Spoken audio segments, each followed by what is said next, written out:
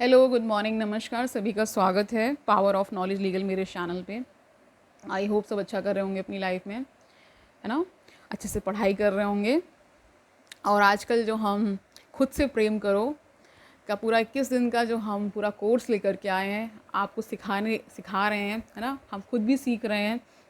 Louis है इसकी लेखिका हैं, वो हमें सिखा रही हैं। आज उसका चौथा दिन है, तो शुरू करते हैं आज का सेशन। Let get started. तो आज का जो शीर्षक है, अपने अतीत से मुक्त होना, यानी अपने पास जो आपका है उससे मुक्त होना है। ठीक है। आज आप शुरू करेंगे जाने देना, दोष मुक्त करना, माफ़ करना और आगे बढ़ना। कल आपका दिन कैसा रहा? क्या आपको लगता है कि आप अपने अतीत के कुछ दर्द मन से निकाल कर अपनी सेल्फ टॉक को सकारात्मक दिशा में ले जाना सीख रहे हैं? मुझे आप पर बहुत गर्व हो रहा है कि आप स्वयं से इतना प्रेम करते हैं, कि प्रतिदिन यह अभ्यास कर रहे हैं कि अपने मिरर वर्क का उपयोग करके अपने दिमाग में चल रहे पुराने कार्यक्रमों को बदलने के लिए आप पूरा सब कुछ फॉलो कर रहे हैं ना। हम जब छोटे बच्चे थे तभी से वह प्रत्येक संदेश जो हमें प्राप्त हुआ, वह प्रत्येक बात जो हमने कही, वह प्रत्येक काम जो हमने किया, वह प्रत्येक चीज़ जो हमारे अब हमने अपने अनुभव में लिया, है ना, हमारे अंदर के फाइलिंग कैबिनेट में, हमारी आंतों में, हमारे सौर जाल में दर्ज होकर संग्रहित हैं। मुझे यह कल्पना करना अच्छा लगता है कि हमारे अंदर छोटे छोटे संदेश वाहक हैं और हमारे सभी विचार क्या हैं, अनुभव टेपों में रिकॉर्ड हो जाते हैं, जिन्हें ये संदेश वाहक उचित फाइलों में लगा देते हैं। हम में से कई लोग ऐसी फाइलें जमा करते हैं जिनमें मैं होशियार नहीं हूँ, मैं यह काम कभी नहीं कर पाऊँगा, ये सब नकारात्मक विचार है ना। मैं कोई काम सही ढंग से नहीं कर सकता, और बहुत सारे लेबल लगे हुए हैं। ठीक है। हम पुराने नकारात्मक टेपों के ढेर के नीचे दबे हुए हैं। आज हम उन नन्हे संदेशवाहकों को चौंकाने वाले हैं। हम अपना मिरर वर्क करेंगे और अपने अंतर में नए संदेश भेजेंगे। मैं जाने देने को तैयार हूँ, मैं दोष मुक्त कर रहा हूँ, मैं माफ़ करने को तैयार हूँ। संदेशवाहक ये नए संदेश लेंगे और कहेंगे ये क्या है, इन्हें कहाँ फाइल करना है, हमने इन्हें पहले कभी नहीं देखा है। क्या आप कल्पना कर सकते हैं कि कितना अद्भुत होगा यदि आप प्रतिदिन अपने अतीत को भूलने का एक नया तरीका सीख लें। यानी पास्ट को भुलाना भी बहुत बड़ा काम है, जल्दी भूलता नहीं है। तो इसीलिए हम ये कोर्स कर रहे हैं, ताकि हम अपने आप को पूरी तरीके से परिमार्जित करके एक नया इंसान बना सकें और खुद से प्रेम कर पाएँ। ठीक है। और अपने जीवन में सामंजस्य ला सकें। मेरे प्रियजनों, आपने अपना प्रतिदिन का मिरर वर्क करके इसकी शुरुआत कर दी। हर दिन आप अतीत की परतों को, अतीत के बोझ को साफ करते जा रहे हैं। जितनी बार आप आईने के सामने एक अफर्मेशन बोलते हैं, आप एक परत हटा देते हैं। आपके अतीत की कौन सी परतें हैं जो आपको एक प्रसन्न और परिपूर्ण जीवन जीने से रोक रही हैं? वे कौन से बोझ हैं जो आपको स्वयं को और आपके अतीत को माफ़ करने से रोक रहे हैं? मुझे लगता है कि हमें इन बोझों को पहचानने में कठिनाई होती है, क्योंकि हम ईमानदारी से नहीं जानते कि हमें किन चीज़ों को जाने देना है। हम जानते हैं कि हमारे जीवन में क्या ठीक नहीं हो रहा, और हम जानते हैं कि हम अपने जीवन में क्या चाहते हैं। फिर भी हम यह नहीं जानते कि कौन सी चीज़ हमें रोक रही है।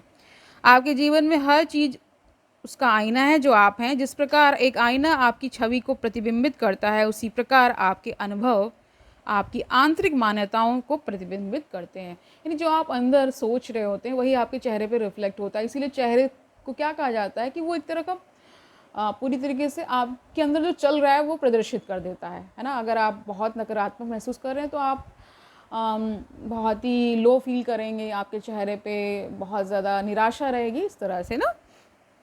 आप सचमुच अपने अनुभवों को देखकर निर्धारित कर सकते हैं कि आपकी मान्यताएं क्या हैं। यदि आप अपने जीवन में मौजूद लोगों पर नज़र डालेंगे तो आप देखेंगे कि वे सभी लोग कुछ हद तक उन मान्यताओं, है ना, को प्रतिबिंबित करते हैं जो आपकी स्वयं अपने बारे में है। यदि कार्यस्थल पर हमेशा आपकी आलोचना होती रहती, तो शायद इसलिए क्योंकि आप स्वयं आलोचनात्मक हैं, और अब वे अभिभावक बन गए हैं जिसने बचपन में आपकी आलोचना की थी। ठीक है। याद रखें, जब आपके जीवन में कुछ ऐसा हो रहा है जिससे आपको सहजता महसूस ना हो रही हो, तो आपके पास अपने अंदर झांककर पूछने का अवसर है, मैं इस अनुभव में कैसे योगदान दे रहा हूँ? मेरे अंदर ऐसा क्या है जो मानता है कि मैं इसका अधिकारी हूँ? मैं इस धारणा को कैसे बदल सकता हूँ? कैसे मैं अपने आप को और अपने अतीत को माफ़ करके छोड़ देना और आगे बढ़ना सीख सकता हूँ? आइए एफर्म करें। क्या एफर्म करना है? मैं अपनी पुरानी सीमाओं और धारणाओं को छोड़ रहा हूँ, मैं उन्हें जाने दे रहा हूँ, और मैं शांति महसूस कर रहा हूँ। ये आपको अफर्मेशंस के फॉर्म में बोलना है, ठीक है। आपके चौथे दिन का मिरर वर्क अभ्यास जान लीजिए क्या है। पहला, अपने बाथरूम के आईने के सामने खड़े हो जाएं।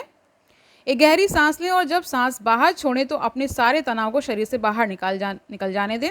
अपने मस्तक को देखें और कल्पना करें कि आप एक बटन दबा रहे हैं जो आपके सिर में चल रही सारी पुरानी धारणाओं और नकारात्मक विचारों की डिस्क को बाहर निकाल रहा है। उस पर हाथ रखें और कल्पना करें कि आप अपने सिर से उस रिकॉर्डिंग को बाहर निकाल कर दूर फेंक रहे हैं, ठीक है।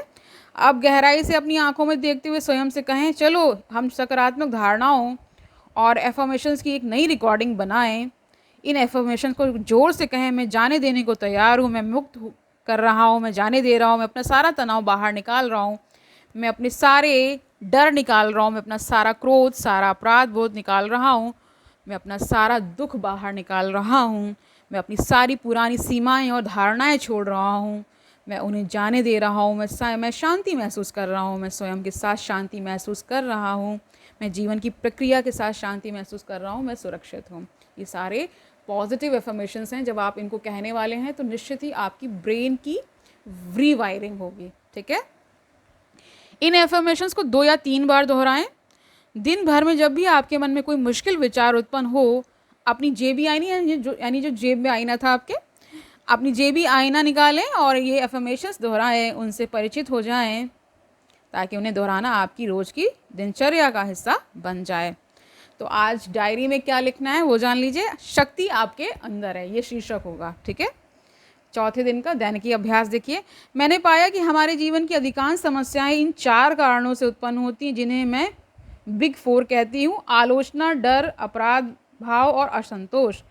अपनी दैनिकी में 4 कॉलम बनाएं और प्रत्येक के ऊपर बिग 4 श्रेणी का एक शीर्षक लिखें। सोचें कि इनको अब आपके जीवन में क्या भूमिकाएं हैं, इनकी आपके जीवन में क्या भूमिकाएं हैं, ठीक है। प्रत्येक श्रेणी के बारे में अपने विचार और भावनाएं उपयुक्त कॉलम में लिखें।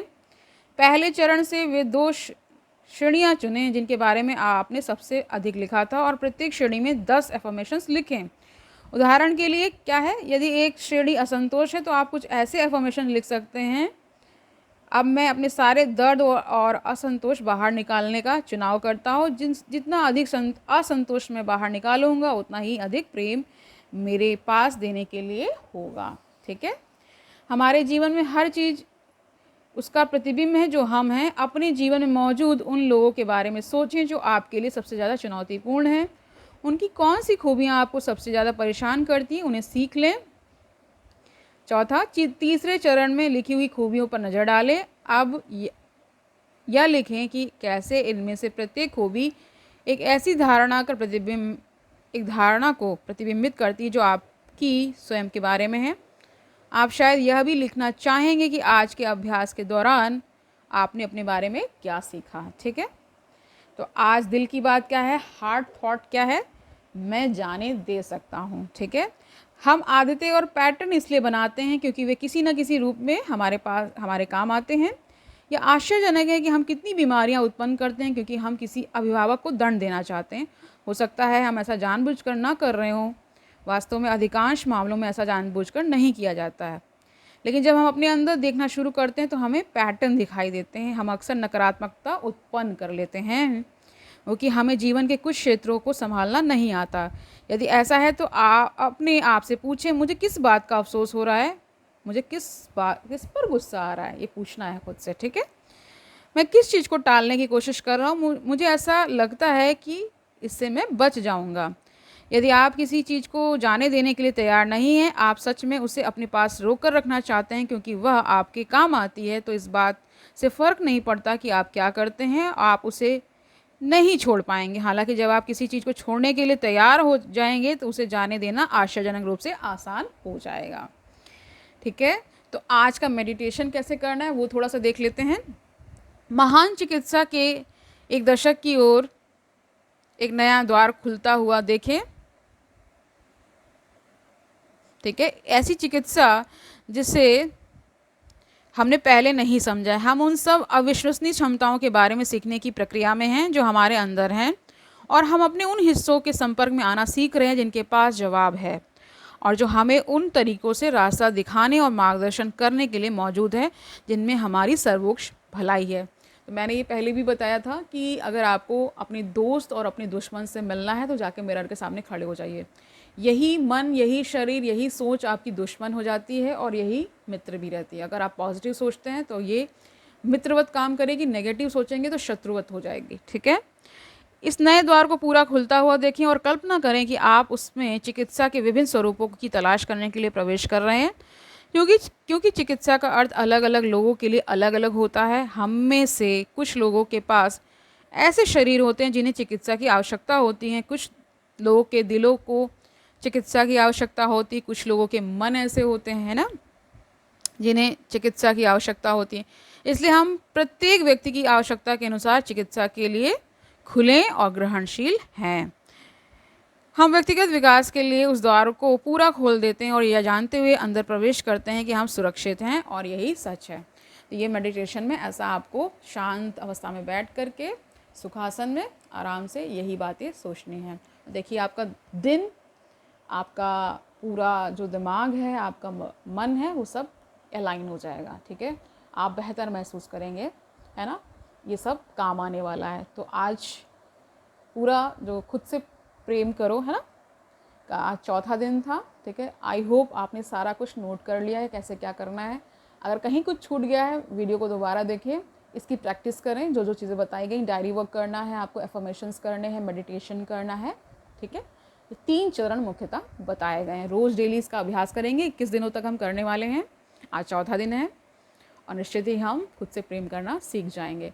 खुद से प्रेम करने से क्या होगा, बहुत सारी मानसिक बीमारियां, शारीरिक बीमारियां, ये छूमंतर होने वाली हैं। ठीक है, कल मिलते हैं, तब तक आनंद से पढ़ते रहिए, इन एक्सरसाइजेस को करते रहिए, अपना सुखमय जीवन जीते रहिए और क्या करना है, बहुत सारा ख्याल रखना है खुद का। ठीक है, कल मिलते हैं, तब तक के लिए ऑल दी वेरी बेस्ट।